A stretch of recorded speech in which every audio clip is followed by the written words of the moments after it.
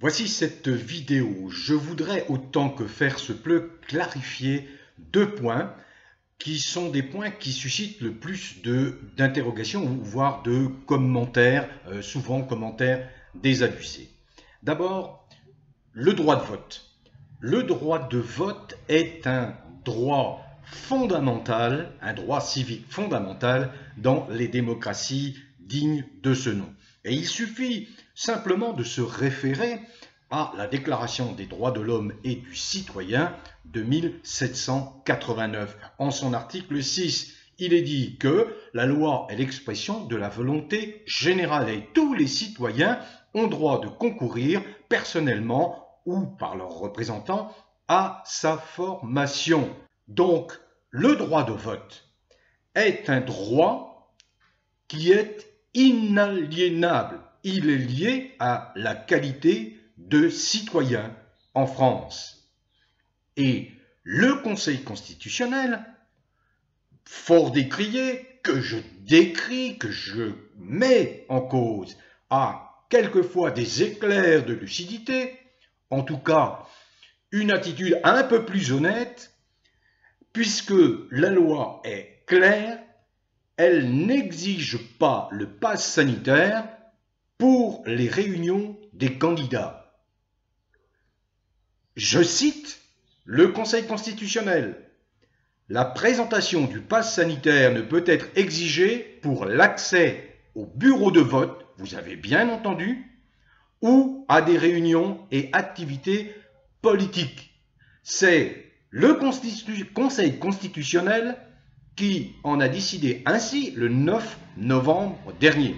Alors, si, effectivement, ces droits fondamentaux, ce droit fondamental, ce droit civique essentiel à l'expression du citoyen, qu'est le droit de vote, est mis en cause, n'est pas possible par la volonté du freluquet, foutriquet Macron, alors là, nous passerons à une autre situation beaucoup plus tendue, car il interdira à des millions de citoyens qui n'entendent pas, absolument pas se faire injecter, et ils ont, de mon point de vue, parfaitement raison, compte tenu de la dangerosité de ces injections, eh bien, il mettra de côté des millions de Français qui ne pourront exprimer leur choix en leur qualité de citoyens de la nation française.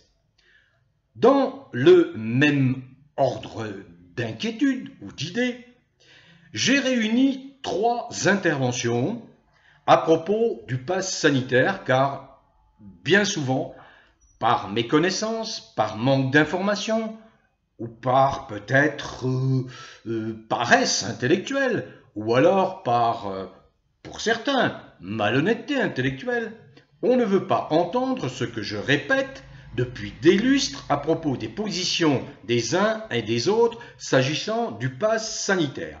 Alors, je vous invite à visionner, à regarder ce qui suit. Vous allez pouvoir prendre connaissance, pour ceux qui l'ignoreraient encore, de la position de Florian Philippot, qui est à la pointe depuis 1 an contre le pass sanitaire et qui a une attitude remarquable. Il est épaulé, soutenu par d'éminents médecins, professeurs et scientifiques.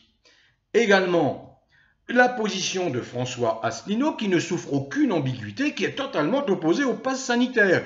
Et il argue, il prend comme argument, comme je viens de le faire en introduction, le droit. Tout simplement, on ne peut vous priver d'aucun droit en vertu de cette discrimination imposée abusivement par des gens qui ont perdu la boule, faut être clair. Et enfin, Mélenchon, qui est toujours le plus mis en doute, eh bien non, Mélenchon s'est exprimé à la tribune de l'Assemblée nationale pour dire clairement, vous allez voir son intervention, son opposition ferme au pass sanitaire. Voilà, cette mise au point, j'espère, vous permettra de mieux comprendre la situation. Vous avez 4 candidats, 1 humaniste et 3 souverainistes, qui sont, de mon point de vue, dignes de pouvoir occuper la fonction de président de la République, provisoirement pour moi, parce que je suis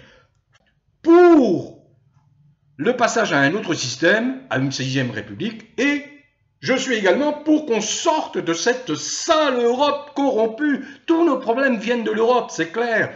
Parce que les idéalistes, les utopiques pensaient, il y a 20 ans, 30 ans, avec le traité de Maastricht, etc., que nous allions vers une Europe ouverte, sociale, humaine, etc. Non, cette Europe-là a été très vite phagocytée par les forces du mal, c'est-à-dire la haute finance. À l'origine de cette Europe, il y a qui? Il y a Pompidou, le Rothschildien, il y a Giscard d'Estaing, il y a Sarkozy, il y a Hollande, il y a bien sûr Macron qui se voit maintenant empereur de l'Europe. Il faut effectivement, et ça me rapproche des souverainistes, quitter cette Europe comme nos amis britanniques l'ont fait en 2016 par le biais du référendum. Quitter cette sale Europe. En imaginer une autre qui associe les peuples, qui nous associe directement, mais non pas, vous voyez bien, cette caste qui nous impose des gens qui sont même pas, qui nous imposent des lois absolument infâmes et qui sont relayés par des gens qui n'ont très peu de scrupules, aucune vergogne, comme Macron, et qui nous mettent dans un état de zombies, quoi, d'esclaves. Non, il faut quitter cette sale Europe. Et là, je suis tout à fait d'accord avec François Asselineau et Philippot. Comme je suis tout à fait d'accord avec Mélenchon pour dire qu'il faut absolument passer à un autre système, un système qui donne véritablement la parole aux gens. Voilà, bon visionnage, bon vent à tous les vrais Français, quelles que soient vos origines, j'insiste, quelles que soient vos origines, vous êtes tous des Français. Que vous soyez immigré ou non, que vous ayez une couleur de peau ou non, on s'en fout. Dès lors que vous aimez la France, que vous servez la France, voilà, c'est simple. C'est l'amour de la nation qui compte, c'est d'être un bon patriote, c'est tout, voilà. Donc, où que vous soyez, portez-vous bien. Ayez confiance. Je ne pense pas que Macron sera encore là au pouvoir en avril prochain. Je ne le pense pas. Bon vent à tous. Nous ne sommes pas et n'avons pas envie d'être dans 1984, le meilleur des mondes ou le pire des mondes. Non merci. La France, c'est la France, le pays des francs, c'est-à-dire le pays des libres. Alors on va remettre les choses à l'endroit. Dès la première seconde de notre arrivée au pouvoir, rétablissement immédiat de toutes nos libertés de mouvement, de déplacement, de rassemblement économique, toutes nos libertés immédiatement rétablies. Nous sommes pour le droit. En France, aujourd'hui, pour le droit, le pass sanitaire, c'est absolument interdit. De même que la vaccination obligatoire. Ce sont des choses qui sont interdites. Et donc, le débat actuellement, qui est à l'Assemblée nationale et au Sénat, c'est de prendre des lois qui modifient les lois existantes pour imposer justement quelque chose qui est actuellement interdit. Par exemple, les discriminations. Le code pénal interdit les discriminations en fonction de l'état de santé. Eh bien, c'est de ça qu'il s'agit. On va maintenant instaurer un système où on pourra diviser les Français entre les vaccinés et les non-vaccinés. Nous voilà fermement entrés dans cette société du contrôle permanent, à supposer qu'on soit bien dans la crise sanitaire et les moyens de la régler. Il s'agit de tordre les bras aux gens pour qu'ils aillent se faire vacciner. C'est mon cas. Inutile de me tordre les bras, ni de me contrôler tous les 5 minutes, mais vous le ferez quand même. Pour autant, je peux très bien attraper la maladie. Pour autant, je peux très bien la diffuser. Le vaccin ne m'émancipe de rien de tout ça. Par conséquent, le pass sanitaire est une fausse sécurité. Il fait croire à ceux qui l'ont que dorénavant, ils peuvent aller et venir, moyennant le fait de sortir son téléphone et de montrer son QR code. Et l'affaire est entendue. Allez, enlevez vos masques, parlez, discutez, vous ne craignez rien. Ce n'est pas vrai. Par conséquent, tout le système du pass sanitaire est vicié de l'intérieur. Ce n'est pas la solution pour l'avenir, pour contrôler les pandémies, pour combattre les pandémies. Et si ça n'est pas la condition, alors comprenez qu'on se demande ce qu'on est en train de faire. Pourquoi à tout prix ce pass sanitaire s'il n'offre pas la garantie qu'on attend de lui? Tordre le bras des gens. Pourquoi? Parce que si vous n'avez pas le pass sanitaire, vous ne pouvez plus rien faire, contrairement à ce qu'ils avaient dit il y a quelques mois de cela. Mais l'Organisation mondiale de la santé a bien dit il faut convaincre et non pas contraindre. Et voici qu'on a inventé un système où on ne s'en prend aux pas convaincus plutôt qu'aux pas convaincants. C'est absurde. C'est à eux qu'il faudrait demander des comptes. Entre autres raisons d'opposition au pass sanitaire, il y a ce que j'ai pu observer dans les départements et territoires d'outre-mer.